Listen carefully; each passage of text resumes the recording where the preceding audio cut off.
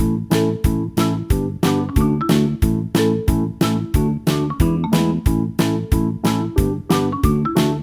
बच्चों, कैसे हैं आप सभी।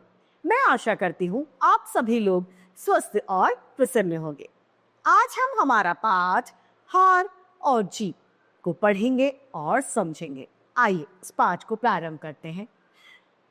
ये है अध्याय 8, हार की जीत। इस कहानी में बाबा भारती के घोड़े को देखकर डाकू खड़क सिंह का उस घोड़े पर मन आ जाता है और एक योजना के तहत वह घोड़े को भगा ले जाता है। लेकिन खड़क सिंह बाबा के एक वाक्य से विहल हो उठता है और उसका हृदय पूर्णतः परिवर्तित यानी बदल जाता है। वह बाबा का घोड़ा लौटा देता है और बाबा की हार जो थी वो जीत में बदल जाती है। आइए इसे प्रारंभ करते हैं। माँ को अपने बेटे और किसान को अपने लहलहाते हुए खेत को देखकर जितना आनंद आता था, जितनी खुशी होती थी, उतना ही आनंद बाबा भारती को अपने घोड़े को देखकर आता था। यानी बाबा जो थे वो अपने घोड़े से बहुत ज्यादा स्नेह और प्यार करते थे। भगवत भजन से जो समय बचता था वह घोड़े को अर्पण हो जाता था। जो समय भगवान के बाद में उनके पास बचता था वो घोड़े को देते थे। वह घोड़ा बड़ा ही सुंदर था और बहुत ही बलवान भी था। उसके जोड़ का घोड़ा सारे इलाके में कहीं नहीं था, यानी उसके जैसा कोई घोड़ा नहीं था। बाबा भारती उसे सुल्तान कहकर बुलाते थे। अपने हाथ से खरहरा करते मतलब उसके ऊपर हाथ फिराते थे, खुद दाना खिलाते थे और देख देख कर उसे खुश हुआ करते थे। उन्होंने रुपया, माल, असबाब, जमीन आदि अपना सब कुछ छोड़ दिया था। यहाँ तक कि उन्होंने नगर के जीवन से घृणा हो गई थी उन्हें। अब गांव से बाहर एक छोटे से मंदिर में वो रहते थे और वो भगवान का भजन किया करते थे। यानी बाबा सन्यासी हो गए थे। मैं सुल्तान के बिना नहीं रह सकूंगा। उन्होंने ऐसी भ्रांति सी हो गई थी, यानी उन्हें ऐसा लगता था कि मैं सुल्तान के बिना जीवित ही नहीं रह पाऊंगा। वे उसकी चाल पर लट्टू हो गए थे। कहते थे ऐसा चलता है जैसे मोर घटा को देखकर नाच रहा हो। मतलब बाबा अपने घोड़े से इतना प्यार करते थे कि उसका वर्णन नहीं किया जा सकता था। जब तक संध्या समय में सुल्तान पर चढ़कर 8-10 मील का चक्कर नहीं लगा लेते थे तो उन्हें चैन नहीं आता था। खड़क सिंह उस इलाके का प्रसिद्ध डाकू था, यानी यहाँ का सबसे फेमस डाकू खड़क सिंह था। लोग उसका नाम सुनकर कांपते थे। होते होते सुल्तान की कीर्ति उसके कानों तक भी पहुंची। यानी अब उसने भी ये सुना कि सुल्तान नाम का जो घोड़ा है वो बहुत ज्यादा अच्छा है। उसका दिल उसे देखने के लिए अधीर हो उठा, यानी अब वो उसको देखने के लिए बहुत ज्यादा बेचैन था। वह एक दिन दोपहर के समय बाबा भारती के पास आ पहुंचा और नमस्कार करके वहां पर बैठ गया। बाबा भारती ने पूछा, खड़क सिंह क्या हाल है? खड़क सिंह ने सिर झुकाकर उत्तर दिया, आपकी दया है। कहा, कहो इधर कैसे आ गए? सुल्तान की चाह खींच लाई। विचित्र जानवर है, देखोगे तो प्रसन्न हो जाओगे, बाबा ने कहा। डाकू बोला, मैंने भी बड़ी प्रशंसा सुनी है। उसकी चाल तुम्हारा मन मोह लेगी, बाबा ने कहा।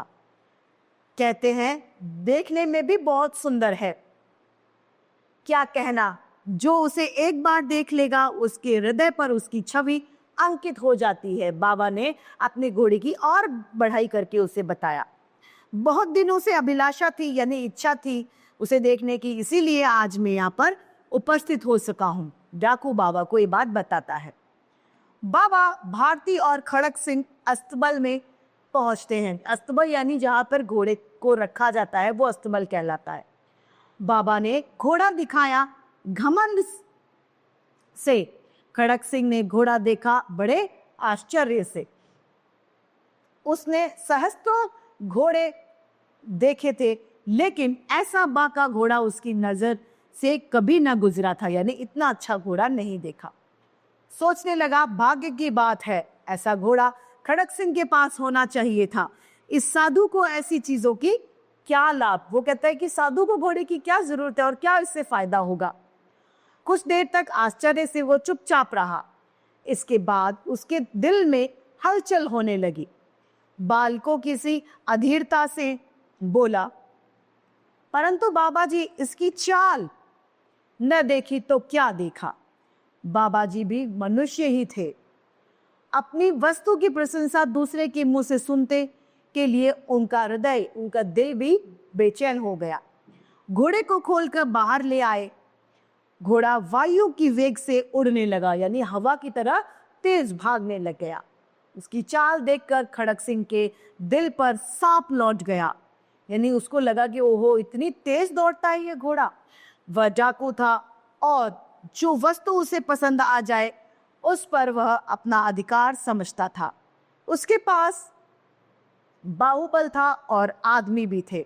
जाते जाते उसने कहा, बाबा जी मैं यह घोड़ा आपके पास नहीं रहने दूंगा। ये बात वो बाबा को कह के चला जाता है। बाबा भारती डर गए। अब उन्हें रात को नींद नहीं आती थी। सारी रात अस्तबल की वो रखवाली करने लगी। प्रतिक्षण खड़क सिंह का डर लगता था। उन्हें बार बार हर सेकंड उन्हें क्या लगता था? डर लगता था कि कहीं मेरा खड़क सिंह घोड़ा ना ले जाए। लेकिन कई महीने बीत गए और वो नहीं आया। यहाँ तक कि बाबा भारती कुछ सावधान हो गए और इस भय को स्वप्न के भय की भांति मिथ्या समझने लग गए, यानी वो समझने लगे कि अब वो नहीं आएगा, इस घोड़े को नहीं ले जाएगा।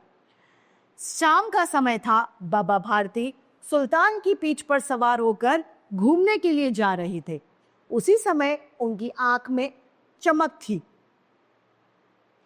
मुख पर प्रसन्नता यानी खुशी थी। कभी घोड़े के शरीर को देखते, कभी उसके रंग को, और मन में फूले नहीं समाते थे, यानी खुश के मारे फूल रहे थे। एकदम से एक ओर से आवाज आई, इस कंगले की सुनते जाना। इस करुण आवाज में क्या थी? करुण थी, यानी दया थी। बाबा ने घोड़े को रोक लिया। देखा एक अपाहिज पेड़ की छाया के नीचे पड़ा करहा रहा है। बोले, क्या तुम्हें क्या कष्ट है? अपाहिज ने हाथ जोड़कर कहा, बाबा मैं दुखिया हूं, मुझ पर दया करो। रामवाला यहाँ से 3 मील है, मुझे वहां जाना है, घोड़े पर चढ़ा लो, परमात्मा आपका भला करेगा। वहां तुम्हारा कौन है? बाबा पूछते हैं। वो कहता है, दुर्गादत्त वैद्य का नाम आपने सुना होगा, मैं उसका सौतेला भाई हूं। बाबा भारती ने घोड़े से उतरकर अपाहिज को घोड़े पर सवार किया और स्वयं उसकी लगाम पकड़कर धीरे धीरे चलने लगे। सहसा यानी एकदम से उन्हें एक झटका सा लगा और लगाम हाथ से छूट गई।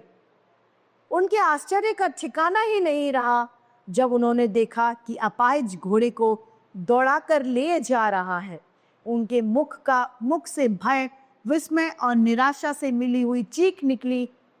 वह अपाहिज डाकू खड़क सिंह था, यानी उसने अब घोड़े को चुरा लिया।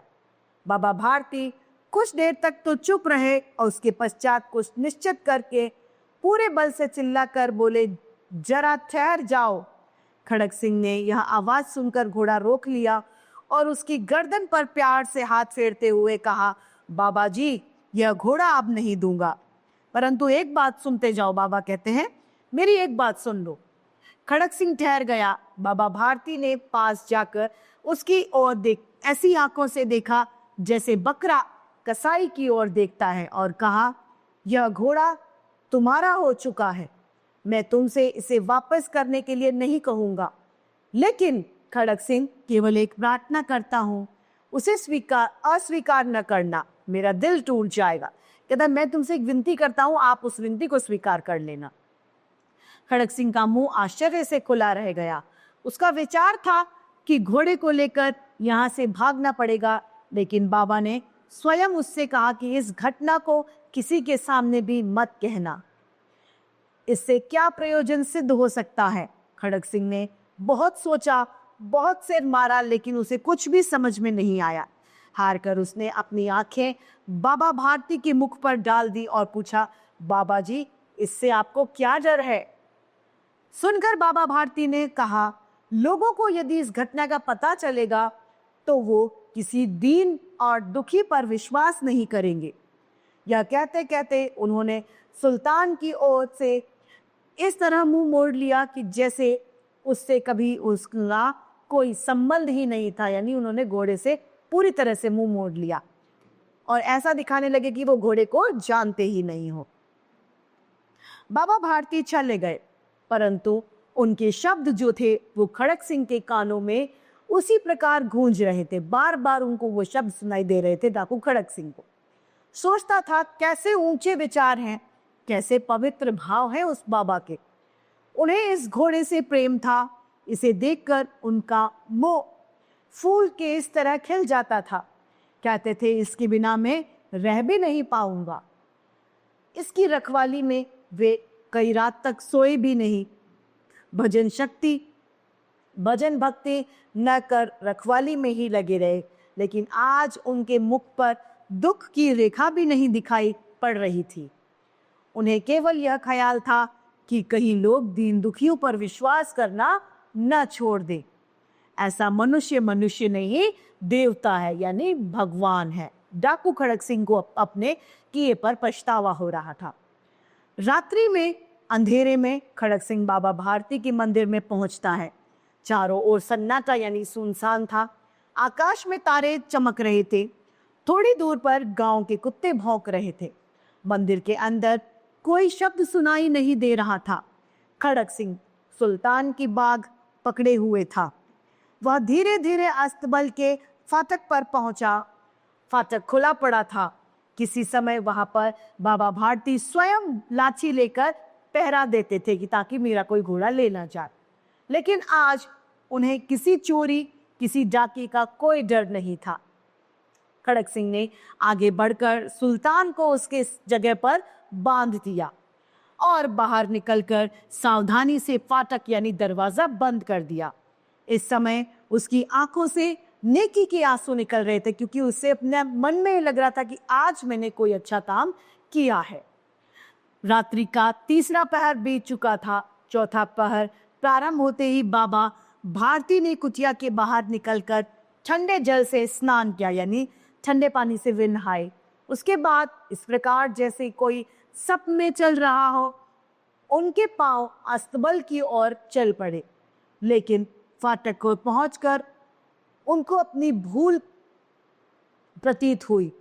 साथ ही घोर निराशा के पांव को मन भर का भारी बना दिया। वो वहीं रुक गए। घोड़े ने अपने स्वामी के पांव की चाप को पहचान लिया और जोर से हिनहिनाया। जब स्वामी जी वहां जाने वाले थे और रुक गए, इतने में ही घोड़े को अपने मालिक की आहट हुई और उसने अंदर से बोलना शुरू कर दिया।